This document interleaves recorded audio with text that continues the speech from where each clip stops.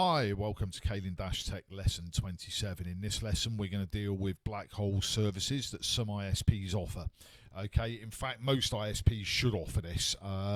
There is a default community string. There's also communities that certain ISPs will offer. There's also other ISPs will offer you a service to a peering address that will accept a /32 from them, and they will block that /32 customer's address until such time as the DDoS attack has been discovered, or should I say resolved, and the attacker's address discovered, and what we've managed to do to resolve that issue. Okay, so without further ado, what we're going to do is we're going to be obviously protecting our services out to the LNS here. Okay, hence why we would require the /32 address that would have been assigned. So what we're going to do is we're going to do this on the London core and the internet cloud, okay, because this is our upstream ISP that would provide that service for us. I'm utilizing this link again. I'm actually going to use the physical link as the peering address for the BGP group that's required for this service. Okay, so let's have a look, because I've already configured it. Let's have a look and see what's on there. Okay, so let's do a run show protocols. Oh, sorry, configuration,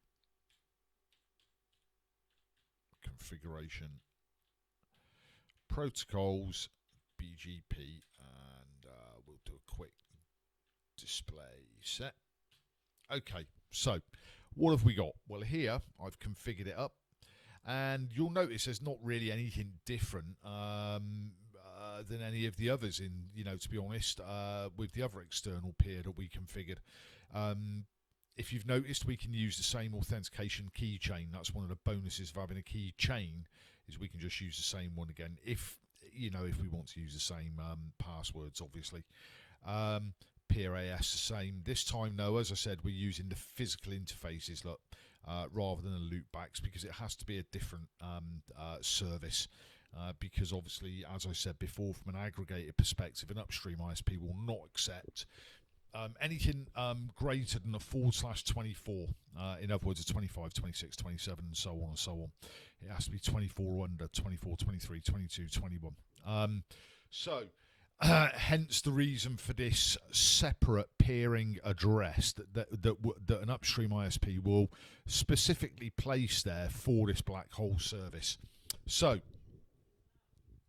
what we've got to do then is we do the following. We set, actually first, let me just show you that that is in fact up and running, okay, so that you can see that. Okay, so there's our peering from 30, 29, and we've got established. Okay, we can still see the other one up as well. There it is there. That's our loopback addresses, if you remember, from the original BGP.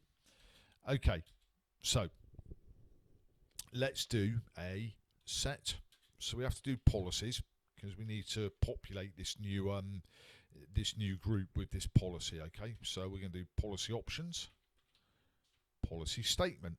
Let's just call it Blackhole for argument's sake at the moment, so it's intuitive. And then we're going to do it from a route filter. Okay, and the route filter will be, and this is where we can't really fill it in as such. I'm just going to make something up at the moment, because what we need to put in here, this is where it is slightly manual as well, is we need to put in here the customer's address, all right, with an exact on the end of it. So I'm just going to make something up here. I'm just going to put 10.1.1.1, okay, /32, and then on the end of it, we're going to use exact. Okay, we don't want anything else, just exact, because we want to exactly match the prefix length. Okay, so because the prefix length is 32, we're going to match the whole address. Okay, and that's exactly what we want to do here. So we'll do exact. Okay. Then we just do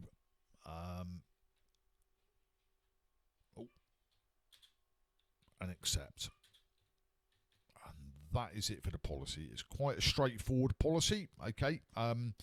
But there are a couple of other bits that we need to do as well, okay? So one of the ones we need to do as well is we need to do a routing options and a static route as well, okay, so that we discard this information. So we do a set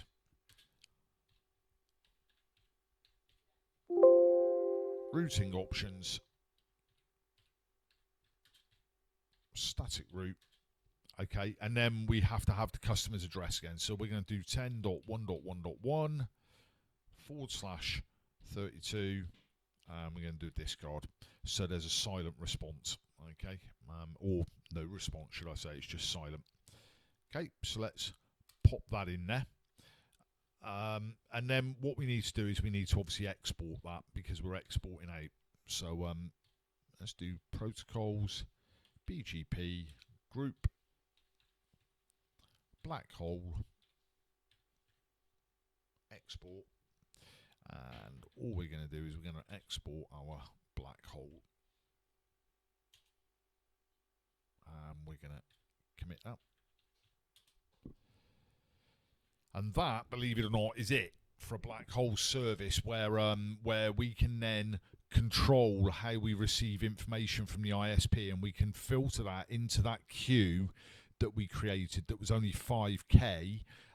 If we do a run show, so we can filter that, you know, as we've stated, run show configuration, as I showed you how to do that.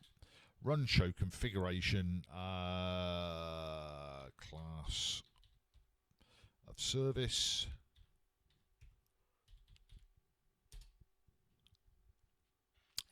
Okay, so the class of, oh yeah, the class of service was done on the other system, on the Swindon system. But if you remember, we had the queue that was only 5K in size. So if you go back to the class of service reference or video, then you'll see where we set the 5K, and that means that what we can do is, you know, is we can push that data into the 5K queue. We don't care how much data is coming in because 5K is nothing. It's not going to affect anything else because of the class of service side of things. It's just going to drop the packets, which is exactly what we want anyway. The only downside to it, like I've said, is that the customer, although they would probably want this anyway, is that we can't have any DDoS attacks going across our network, or you can't have one going across your network, so you'd have to do something about it. Okay, so that either involves, as I've said, the communities, or this manual way of doing it. From a community perspective, you would set up the communities as I did for the Cymru. You would get that community information from your upstream ISP. Okay, all right, brilliant. That's it. A very short lesson today. Thank you very much indeed.